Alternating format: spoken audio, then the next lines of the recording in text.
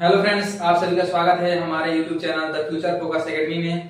तो दोस्तों, आज हम एक इंग्लिश ग्रामर का एक मोस्ट इंपॉर्टेंट टॉपिक पढ़ने जा रहे हैं, जिसके बिना हमारा अंग्रेजी व्याकरण मतलब इंग्लिश ग्रामर एक अधूरा सब्जेक्ट माना जाता है। तो आज हम पढ़ेंगे इंग्लिश ग्रामर का एक मोस्ट इंपॉर्टेंट टॉपिक वर्ब के बारे में। ठीक है दोस्तों, तो आइए इसका पहले हम लोग डिफिनीशन देखते हैं। ठीक है, तो इसका डिफिनीशन क्या आता है, चलिए लिखते हैं इसका डिफिनीशन। तो लिखेंगे बच्चों, a verb is a word that denotes an action,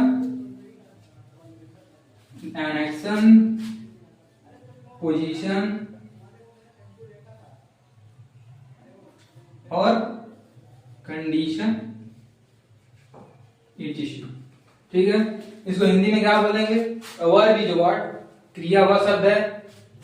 ठीक, क्रिया वह शब्द है। Verb is word that denotes, क्रिया वह शब्द है जिसके द्वारा हम किसी वस्तु के एक्शन मतलब कार्य और पोजीशन मतलब स्थिति और कंडीशन मतलब अवस्था। तो वर्ब एक ऐसा शब्द है जिसके द्वारा हम किसी वस्तु के कार्य, स्थिति और अवस्था का पता लगा सकते हैं। ठीक है, तो इसके हम अब वर्ब को एक एग्जांपल के थ्रू समझेंगे। जैसे कि हमारे पास एक बॉटल है, हम इसे एक स्थान से उठाकर दूसरे स्थान पर लेके जा रहे हैं। तो इसमें क्या क्या परिवर्तन हो रहा है बच्चों? तो इसमें देखते हैं कि ये यहाँ पर है और यहाँ पर ले जाने में हम लोग को क्या करना पड़ रहा है, कार्य करना पड़ रहा है। और इसकी स्थिति यहाँ पे थी, पहले ये स्थिर अवस्था में था, अब इसको इधर ले जा रहे हैं तो क्या गति की अवस्था में जा रहा है। तो इसमें देखते हैं कि इसमें देखो एक्शन, पोजीशन और कंडीशन।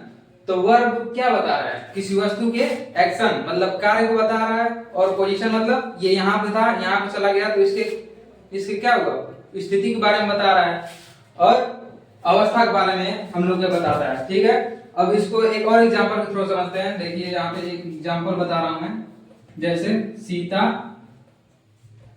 सिंग अ सॉन्ग, मतलब इसका मतलब क्या होगा? सीता गीत गाती है, सीता एक गीत गाती है। तो इसमें वर्ब क्या हो जाएगा? इसमें वर्ब होगा सिंग। अब कैसे पता चला कि वर्ब सिंग होगा? तो देखिए इसमें क्या है, सीता सिंग्स अ सॉन्ग। तो सीता क्या गाती है? सीता एक गीत गाती है। तो इसमें कार्य कौन सा हो रहा है? गाने का कार्य हो रहा है। देखिए यहाँ पे सीता सिंग्स अ सॉन्ग, तो सीता क्या कर रही है? एक गाना गा रही है। तो इसमें कार्य जो हो रहा है उसी को हम लोग क्या बोलते हैं?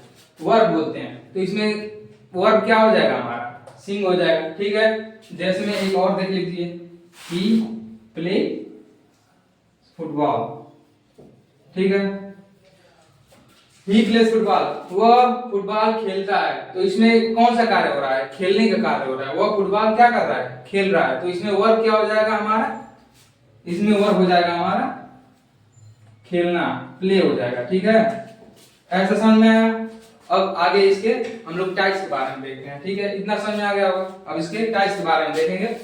तो वर्ब के टाइप्स के बारे में अब देखेंगे। तो टाइप्स ऑफ वर्ब देखते हैं, types of verb.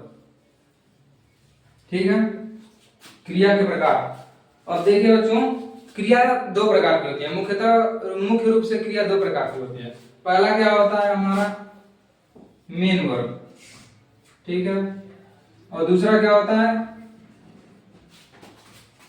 Axillary verb. ठीक है, मेन वर्ब को क्या बोलते हैं हम लोग? मेन वर्ब को हिंदी में हम लोग प्रधान क्रिया बोलते हैं। ठीक है, और एक्सिलरी वर्ब को क्या बोलते हैं? सहायक क्रिया। ठीक है, अब देखिए, अब मुख्यतः क्रिया दो प्रकार की हो गई। पहला हो गया मेन वर्ब, दूसरा हो गया एक्सिलरी वर्ब। अब मेन वर्ब प्रधान क्रिया, अब ये भी, इसके भी दो पार्ट्स होते हैं। पहला पार्ट क्या होता है? देखिए इसके भी दो पार्ट होते हैं। पहला होता है हमारा, पहला होता है ट्रांजिटिव। ठीक, पहला होता है ट्रांजिटिव वर्ब, और दूसरा क्या होता है? दूसरा होता है इंट्रांजिटिव वर्ब। Intransitive verb. ठीक है, इसे हिंदी में ट्रांजिटिव वर्ब को हिंदी में क्या कहते हैं? सकर्मक क्रिया। सकर्मक क्रिया। और इंट्रांजिटिव को क्या बोलते हैं? अकर्मक क्रिया। ठीक है, तो देखिए अब ट्रांजिटिव वर्ब किसे कहते हैं, अब इसको जानेंगे ट्रांजिटिव वर्ब और इंट्रांजिटिव वर्ब किसे कहा जाता है। तो एक डिफिनीशन के थ्रू समझेंगे। देखिए यहाँ पे वर्ड से हमको पता चल रहा है, इसके शब्द से हिंदी में देखिए सकर्मक। सकर्मक, स मतलब क्या होता है? साथ, और कर्म का मतलब क्या होता है? ऑब्जेक्ट। किसी सेंटेंस में ऑब्जेक्ट आता है, जैसे मैं एक एग्जांपल के थ्रू समझेंगे ट्रांजिटिव वर्ब किसे कहते हैं। तो पहले इसका डिफिनीशन समझ लीजिए कि जिस क्रिया के साथ, देखो साथ, स मतलब साथ और कर्म मतलब ऑब्जेक्ट है, तो जिस क्रिया के साथ हमारा ऑब्जेक्ट इन्वॉल्व होता है वो उस वाले वर्ब को क्या कहते हैं हम लोग? Transitive verb. ठीक है, जैसे मैं एग्जांपल ले रहा हूं यहाँ पे, ठीक है, यहाँ पे एग्जांपल ले रहा हूं, इसको उधर छोड़ दीजिए। ट्रांजिटिव वर्ब का एग्जांपल देखिए, ही प्ले क्रिकेट। ठीक, तो इसका मतलब क्या हो गया? वह क्रिकेट खेलता है। ठीक, तो इसमें हम देखते हैं कि ही तो हमारा क्या हो गया? सब्जेक्ट हो गया। ठीक, करता हो गया, सब्जेक्ट हो गया, और प्ले क्या है? इसमें वर्ब है, और क्रिकेट क्या हो गया यहाँ पे? ऑब्जेक्ट। तो देखिए इसमें वर्ब के साथ क्या है? यहाँ पे ऑब्जेक्ट इन्वॉल्व हो रहा है ना, वर्ब के साथ क्या आ रहा है? ऑब्जेक्ट भी आ रहा है। ठीक है, तो इसमें यही चीज बताया गया है कि ट्रांजिटिव वर्ब में सकर्मक क्रिया, तो इसमें वर्ब के साथ क्या आ रहा है? ऑब्जेक्ट इन्वॉल्व हो रहा है। तो अगर यदि वर्ब के साथ ऑब्जेक्ट इन्वॉल्व है तो उस क्रिया को हम लोग क्या बोलेंगे? ट्रांजिटिव वर्ब, मतलब सकर्मक क्रिया। तो यहाँ पे ये वाली वर्ब क्या हो जाएगी हमारी? Transitive verb. ठीक है, ट्रांजिटिव वर्ब हो जाएगी। ठीक है, इतना समझ में आया? इतना समझ में आ गया? अब हम लोग इंट्रांजिटिव वर्ब को समझेंगे। तो इंट्रांजिटिव वर्ब दूसरा क्या होता है? इंट्रांजिटिव वर्ब, इसको हिंदी में देखेंगे, हिंदी में क्या कहते हैं? अकर्मक क्रिया।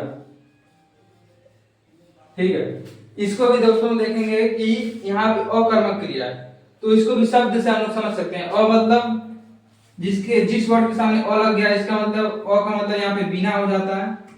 ठीक, कर्म का मतलब आप लोग जानते ही हैं, ऑब्जेक्ट। ठीक है, तो ऐसी क्रिया, इसका डिफिनीशन क्या हो जाएगा? ऐसी क्रिया जिसमें ऑब्जेक्ट इन्वॉल्व नहीं रहता है, जिसमें ऑब्जेक्ट इन्वॉल्व नहीं रहता है, उस क्रिया को हम लोग क्या बोलते हैं? इंट्रांजिटिव वर्ब बोलते हैं। जैसे कि एग्जांपल के थ्रू हम समझेंगे।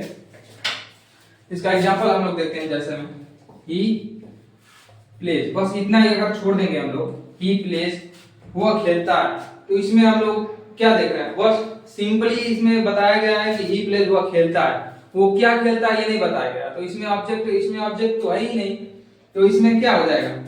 इसमें ये जो वर्ब इसमें आया है, ये कौन सा वर्ब हो जाएगा? इंट्रांजिटिव वर्ब हो जाएगा। ठीक है बच्चों, ये कौन सा वर्ब हो जाएगा? Intransitive verb. ठीक है, मतलब अकर्मक क्रिया, इसमें ऑब्जेक्ट तो इन्वॉल्व है नहीं, तो ये कौन सा क्रिया हो जाएगा? Intransitive verb. ठीक है, अब इतना समझ में आ गया होगा आपको। अब आप लोग इतना समझ गए होंगे मेन वर्ब के बारे में। अब हम लोग दूसरा वर्ब के बारे में पढ़ेंगे, एक्सिलरी वर्ब के बारे में। तो एक्सिलरी वर्ब को दोस्तों, इसको भी दो पार्ट्स में डिवाइड किया गया रहता है। पहला क्या होता है? प्राइमरी एक्सिलरी वर्ब, और दूसरा क्या होता है? Model axillary verb. ठीक है, प्राइमरी एक्सिलरी वर्ब मतलब प्राथमिक सहायक क्रिया। प्राथमिक सहायक क्रिया को हम लोग तीन पार्ट्स में डिवाइड करते हैं। ठीक है, प्राइमरी एक्सिलरी वर्ब भी तीन पार्ट में डिवाइड होता है। पहला हमारा क्या होता है? इसमें होता है टू बी। ठीक है, और दूसरा क्या होता है? To have. ठीक है, और इसमें क्या होता है? तीसरा टू डू। ठीक है, इसमें क्या क्या आता है? आप देखेंगे कि इसमें सहायक क्रिया क्या आता है। बी में सहायक क्रिया क्या आता है हमारा? इज, एम, आर, वाज और वेयर। इतनी सारी क्रियाएं जो सहायक क्रियाएं हैं वो हमारी बी में आती हैं। और हैव में क्या आता है हमारा? हैज होता है, हैव आता है और हैड आता है। ठीक, अब इसमें डू में क्या आता है?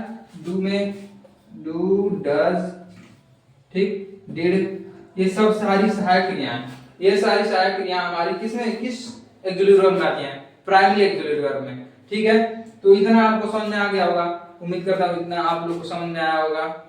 आज के लिए बस इतना ही, और आपको अगर ये लेक्चर अच्छा लगा होगा तो आप लोग सब्सक्राइब और लाइक बटन प्रेस जरूर कीजिएगा। Thank you.